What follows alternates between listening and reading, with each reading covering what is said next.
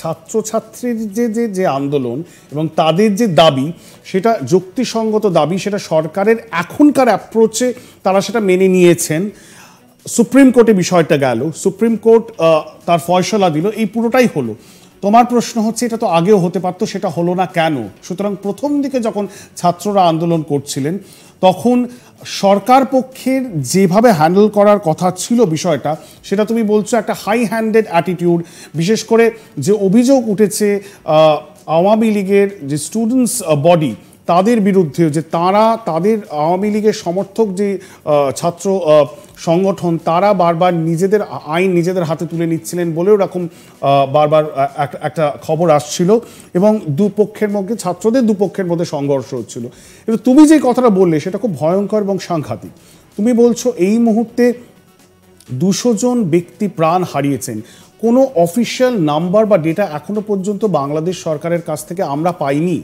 তুমি বাংলাদেশে আছো, তুমি ওখানকার সাংবাদিক, তুমি আমাদেরকে জানাও যে এই 200 নাম্বারটা যেটা তুমি বলছো, এটা কি অফিসিয়াল নাম্বার? তার মধ্যে কি শুধু ছাত্রছাত্রীরা রয়েছেন নাকি দুপক্ষ? কারণ সরকারের পক্ষ থেকে তো বলা হচ্ছে অনেক পুলিশ, অনেক প্রশাসনের মানুষ, তারাও প্রাণ হারিয়েছেন।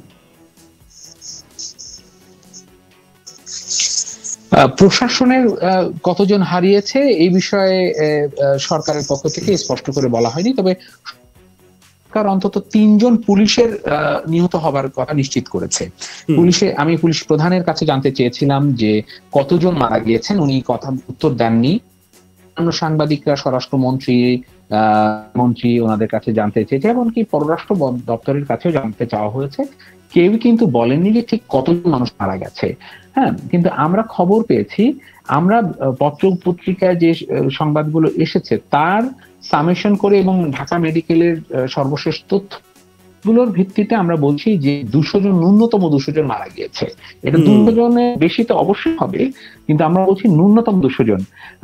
এবং এখানে খুবই গুরুত্বপূর্ণ বিষয় হচ্ছে অধিকাংশই মারা গিয়েছে গুলিবিদ্ধ হয়ে। আমরা অনেক আহতদের সঙ্গে কথা বলেছি, তারা বলেছে যে তারা গুলি খেয়েছেন হয় পুলিশের কাছ থেকে অথবা বিক্ষোভকারী বাদে অন্য কোনো পক্ষের কাছ থেকে। হ্যাঁ, তারা আমি যাদের সাথে কথা বলেছি, ভিকটিমদের সঙ্গে যাদের সাথে কথা বলেছি, যারা ঢাকা মেডিকেলে এখন কাতরাচ্ছেন গুলি আহত হয়ে, অথবা তার অন্য যারা রয়েছেন সশস্ত্র হামলাকারী, তারা কারা? তাদের পরিচয় জানা গেছে? তারা কি করে সে অস্ত্র পেলেন? আমি পুলিশের আইজিপি কে আমি নিজে জিজ্ঞেস করেছিলাম যে আপনারা কি সরকার দলীয় নেতা কর্মীকে গুলি চালানোর অনুমতি দিয়েছিলেন কিনা। কারণ আমি নিজে চোখে, আমি যেদিন যখন আহত হয়েছি তার আগ মুহূর্ত পর্যন্ত একজন এমপি, সরকার দলের একজন এমপির নেতৃত্বে ছাত্রদের উপরে গুলি চালানো হচ্ছিল এবং সরকার দলের লোকজন ছিল সেখানে। তো আমি বলেছি যে আপনারা পুলিশের সাথে দাঁড়িয়ে যে গুলি চালিয়েছে এইটাকে কি আপনারা বৈধতা দিয়েছিলেন কিনা। আমার মাননীয় আইজিপি উনি একদম প্রেসের সঙ্গে বলেছে যে এরকম কোনো ঘটনা থাকলে ওনারা অবশ্যই ব্যবস্থা নেবেন। আমরা এখনো, যেহেতু ইন্টারনেট শাটডাউন, আমরা সেই নিউজগুলো এখনো অনলাইনে আমরা যখন দিব এবং যেটা যখন ইউটিউব যখন ফুল ফ্লেজেড আসবে আপনারা নিশ্চয়ই সেই সমস্ত প্রমাণগুলো দেখতে পাবেন। বেশ, আমরা কুইকলি একবার বাংলাদেশের স্বরাষ্ট্রমন্ত্রী আসাদুজ্জামান খান তিনি কি জানিয়েছেন এই পুরো পরিস্থিতি সম্বন্ধে, উদ্বুদ্ধ পরিস্থিতি সম্বন্ধে তার বক্তব্য শুনবো। কিন্তু তার আগে যার বক্তব্য সবচেয়ে গুরুত্বপূর্ণ, বাংলাদেশের প্রধানমন্ত্রী শেখ হাসিনা, তার উপরে সবার নজর এই মুহূর্তে, সারা বিশ্বের নজর তার উপরে। তিনি আরেকবার প্রধানমন্ত্রী হিসেবে শপথ গ্রহণ করেছেন জানুয়ারি মাসে, কিন্তু তার নেতৃত্বে এই মুহূর্তে যে শাসক দল তাদের উপর কিন্তু অনেকখানি প্রশ্নচিহ্ন অনেকেই তুলে ধরছেন। সেই জায়গায় দাঁড়িয়ে বারবার সরকার পক্ষ থেকে বলা হচ্ছে যে এই যে ছাত্রদের আন্দোলন, সেই আন্দোলনের রাশ এখন আর ছাত্রদের হাতে নেই। আমরা সেটাও মুক্তাদিরের কাছ থেকে জানার চেষ্টা করব, কারণ সরকার পক্ষ অভিযোগ করছেন যে বিরোধী দল বিএনপি এবং জামাত তাদের হাতে চলে গেছে। সবার আগে শোনাই প্রধানমন্ত্রী নিজে কি বলেছেন এই সপ্তাহে। আপনারা দেখেন যে কটা ভবন আমরা তৈরি করছি, একটা বেজা অফিস থেকে শুরু কোনোটাই বাদ যায়নি, হামলা করেনি, আগুন দেয়নি। উদ্দেশ্যটা কি সেটাই আপনাদের আগে বিবেচনা করে দেখতে হবে, কোন উদ্দেশ্যে এটা করা হয়েছে। এটা কি শুধু কোটা আন্দোলনের জন্য হলো? ছাত্রদেরটা তো আমরা তাদেরকে বলেও দিয়েছি যে কোর্টের ব্যাপারে আমরা সরকারের পক্ষ থেকেই তো তাদের হাইকোর্টের প্রজ্ঞাপনের বিরুদ্ধে মামলা আপিল করে দিয়েছি। তারপর তাদেরকে বলছে যে তোমাদের যদি সাহস তো দিয়ে দিয়েছে, এখানে তো আমি তো পুরো বন্ধই করে দিয়েছিলাম। তারপর কোর্ট বলছে না, এটা থাকতে হবে। এরপরে এই যে এখনো আন্দোলন চালানো অথবা এই ভাঙচুর, এই সন্ত্রাসী কর্মকাণ্ড কি উদ্দেশ্য করা? এখানে সবথেকে সেন্সিটিভ হচ্ছে ছাত্র ওখানে বসা। আমি জানি না ছাত্রদের সাথে আরো কাজ ছিল, তাদের কোনো ক্ষতি না হয় আমাদের দৃষ্টি দিতে হয়েছে। আমরা পুলিশ আমাদের দিয়ে চেষ্টা করেছি।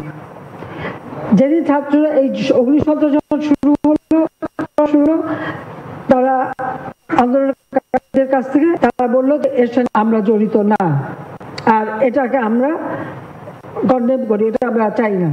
তারা যখন সরে এসেছে আমি সেই আমরা আর্মি নামিয়েছি। আমি কিন্তু তার আর্মি নামাইনি। আমাদের অনেকেই বলতে চেষ্টা করি ছাত্রদের বিরুদ্ধে আর্মি নামানো। আমি রাজনীতি করে ছাত্র রাজনীতি করে এসেছি। ওই ঢাকা ইউনিভার্সিটি থেকে শুরু করে ওই সেনাবাহিনী যে কি করে আমার জানা আছে। কাজে আমরা কখনো আমাদের শেষ চেষ্টা করি রাজনৈতিকভাবে সমাধান করতে। তারপর আর্মি নামাতে আমরা বাধ্য হয়েছি, আর্মি নামিয়েছি, কারফিউ দিয়েছি। এই কারফিউ ভেঙেও তো এরা সন্ত্রাস করার চেষ্টা করে যাচ্ছে। কিন্তু এরা কারা? খুব অপরিচিত কেউ না। আপনারা দেখেছেন এর সঙ্গে সমর্থন দিয়েছে বিএনপি। সাজাপ্রাপ্ত আসামি যে গ্রেনেড হামলা করে আমাকে হত্যা করতে চেয়েছিল, এই দেশের সন্ত্রাসের রাজত্ব কায়েম করা, 10 ট্রাক অস্ত্র মামলায় যা সাজা, এটা জ্বালাও ওটা জ্বালাও, এটা করো আর কয়দিন চালাও ইত্যাদি। আর জামাত ইসলামী এবং বিএনপি শিবির, আপনারা জানেন যে কটা ঘটনা, যতগুলি খুন খারাপি, এই শিবির বিএনপি জামাত। আমরা মনে করি একটা অচল অবস্থার জন্য এই যে স্বাধীনতা বিরোধী জামাত বিএনপি শক্তি, এই জঙ্গির শক্তিরা একত্রিত হয়ে এই ঘটনাগুলি একের পর এক ঘটিয়েছে। আমাদের কোনো সময়ই আমরা দেখি নাই থানা ভবন আক্রমণ করা, জেলখানা আক্রমণ করা। এইগুলো আমরা নতুন করে দেখলাম। আমরা আমাদের এলিভেটেড এক্সপ্রেস আক্রমণ করা, আমাদের মেট্রো রেল আক্রমণ করা, সেতু ভবন আক্রমণ করা, আর অ্যানাউন্স করে পুলিশ সদস্যদের চিহ্নিত করে তাদেরকে ধরিয়ে দেওয়ার জন্য মাইকে অ্যানাউন্স করার, এগুলো আপনারা শুনেছেন। তো কাজেই তো এই সময় নিরাপত্তা বাহিনী আর বসে থাকতে পারে না। আমরা আমাদের সর্বশক্তি দিয়ে তাদেরকে আমরা একের পর এক চিহ্নিত করব, তাদেরকে আইনের মুখোমুখি করব। এটাই আমরা এখানে থেকে এক পাও বিচ্যুত আমরা সরে দাঁড়াবো না।